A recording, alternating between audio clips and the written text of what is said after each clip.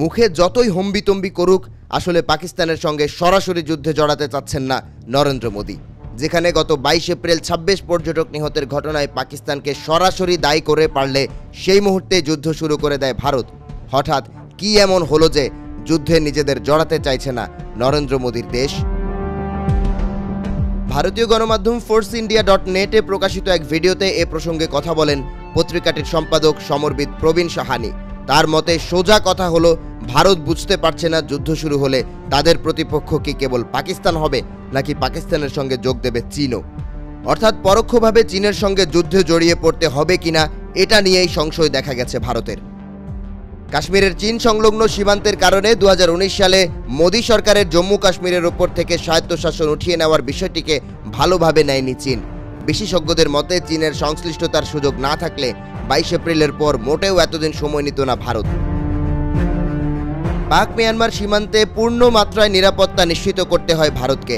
এছাড়া 5 আগস্ট পরবর্তী সময়ে শেখ হাসিনা সরকারের পতনের পর থেকে বাংলাদেশের সঙ্গে সম্পর্ক ভালো যাচ্ছে না, তাই এই সীমান্ত বর্তমানে কঠিন নজরদারিতে রয়েছে মোদী সরকারের। ভারতের আশঙ্কা, সীমান্তজনিত সুবিধা নিতে পারে চীন। ভারতের ওপর চাপ বাড়াতে তারা গ্রে জোন অ্যাক্টিভিটির মতো ভুল তথ্য ছড়িয়ে সাইবার হামলার মতো কৌশল ব্যবহার করতে পারে।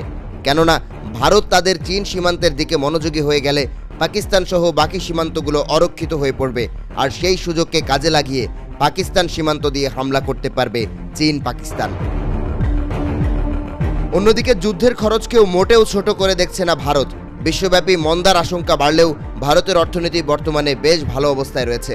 যুদ্ধ শুরু হলে সেই অবস্থা কতদিন ধরে রাখা সম্ভব হবে এটিও একটি গুরুত্বপূর্ণ কারণ।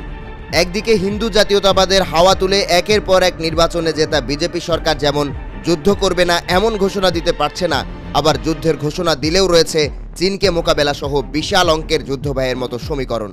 ফলে বেশ জটিল একটি অবস্থায় রয়েছে মোদী সরকার। ভারত সরকার যখন এইসব জটিল সমীকরণ মেলাতে ব্যস্ত, সেই সময় একের পর এক হুঙ্কার ছেড়েই চলেছে পাকিস্তান। ভারত সিন্ধু পানি চুক্তি স্থগিত করবে এই এক ঘোষণার পরই প্রথমে বিষয়টি যুদ্ধের সামিল হবে বলে জানান দেয় তারা। এরপর সীমান্তে প্রতিদিন গোলাগুলি চালিয়ে যাচ্ছে। সেই সঙ্গে যুদ্ধের প্রস্তুতি হিসেবে চলা মহড়ায় ব্যালিস্টিক ক্ষেপণাস্ত্র উৎক্ষেপণ করেছে দেশটি। আবার ভারতের আমদানি বন্ধের ঘোষণায় নিজেরাও ভারতের সঙ্গে সব আমদানি রপ্তানি বন্ধের ঘোষণা দিয়েছে। এমনকি নিয়ন্ত্রিত আজাদ কাশ্মীরে 2 মাসের খাবার মজুদ রেখেছে। পাশাপাশি 100 কোটি রুপির ফান্ডও বরাদ্দ করেছে পাকিস্তান।